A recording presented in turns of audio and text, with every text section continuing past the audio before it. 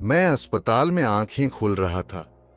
सब मुझे जानते थे, लेकिन मैं किसी को नहीं। मैं अपना नाम भी भूल चुका था।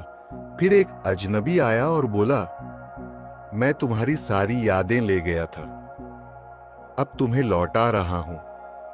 स्वागत है डिवाइन डाइव में। यहां हम उन कहानियों की ओर उतरते हैं जहां इंसान शब्द नहीं, स्वरूप से जुड़ता है। अगर आप तैयार हों तो आइए इस यात्रा में भीतर उतरें।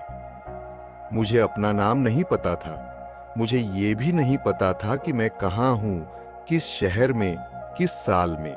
मैं एक अस्पताल के सफेद बिस्तर पर था और कुछ भी अंदर से अपना नहीं लग रहा था।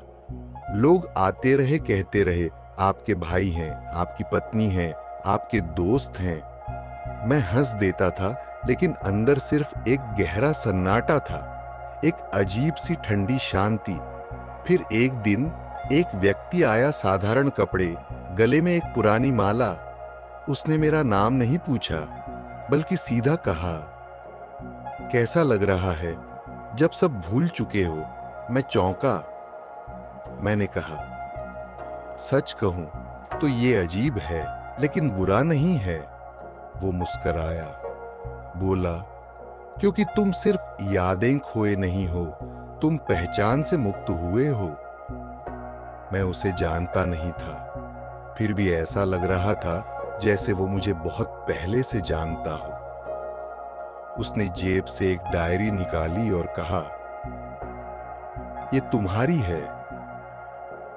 जब तुम सब कुछ याद कर लोगे तब इसे फाड़ देना।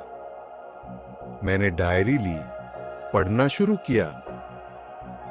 हर पन्ने पर कोई घटना, बचपन, मां का झपकाना, कॉलेज की एक गलती, पहला प्यार, एक पक्का पछतावा।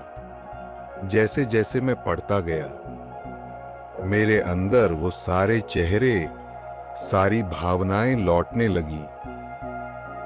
पर सबसे अजीब बात ये थी, जैसे जैसे यादें लौट रही थीं, मेरी शांति कम होती जा रही थी। अब मैं फिर से वही बन रहा था, जो डरता है, पछताता है, साबित करना चाहता है। मैं उस आदमी को दोबारा ढूंढने गया। वो वही मंदिर के पीछे एक खंभे से टिककर बैठा था। मैंने कहा, आप कौन हैं? वो बोला, मैं तुम्हारी आत्मा का वो हिस्सा हूं जो सब याद रखता है।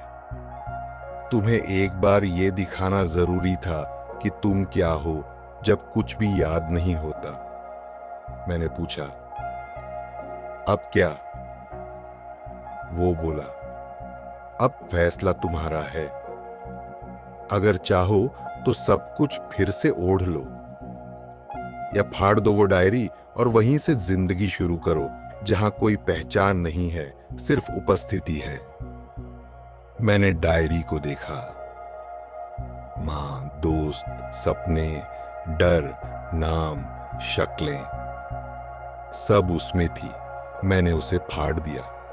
कभी कभी जिंदगी वो नहीं होती जो हम याद रखते हैं, बल्कि वो होती है जो हम भूलने की हिम्मत करते हैं।